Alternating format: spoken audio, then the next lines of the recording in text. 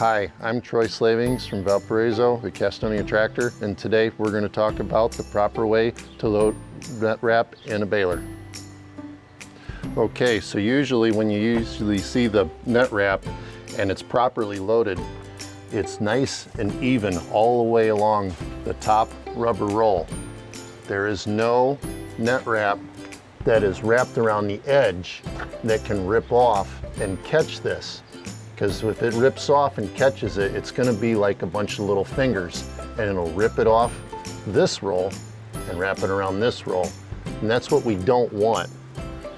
We got to take the handbrake off. That's done by just lifting this up.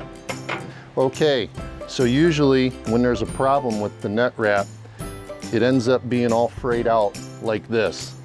So the first thing we need to do is get rid of all these little tails right here. Now, they tell you to use a pair of scissors, but I don't know anybody that carries scissors in their pocket, so we're going to use a sharp pocket knife. We bunch it up just like this, go past all the ripped up portion of the NetWrap, fold it over and cut it. Make one nice clean cut. Discard that, but don't leave it in the field. Put it in the tractor cab so it doesn't end up in your mower conditioner. Roll it over the top of the NetWrap. Take this portion here that you just cut, make a loop. Put the loop in to the NetWrap. And you can use your hand to gently feed it in, or the brake over here, this handle, because you had to release the brake, you push it down. And when you push the brake down like this, bringing it up and pushing it down, it's feeding the NetWrap through the rubber roll and the steel roll.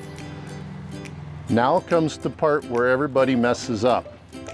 We have to look in on this side over here between the steel roll and the rubber roll, and you want to have 1 inch of loop showing through both of these rolls, straight through the center. So what is too much? That's too much.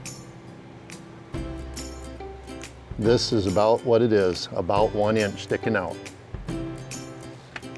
So then your next step, after you fed it through, take your NetWrap roll, put it through, roll up any loose that's dangling,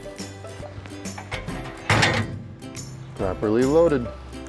And in case you ever forget the proper way the NetWrap goes in the chamber here, there's always a diagram right here and shows 1 inch going through that loop.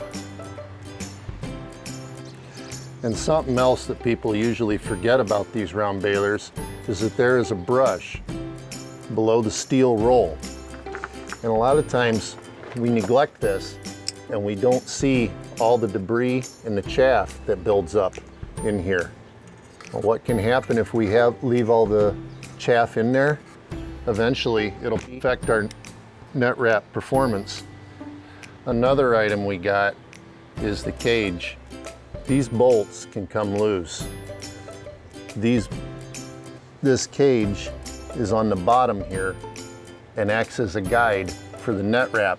When it gets fed through, it pushes the NetWrap against the belt and it's fed towards the front, towards the bale.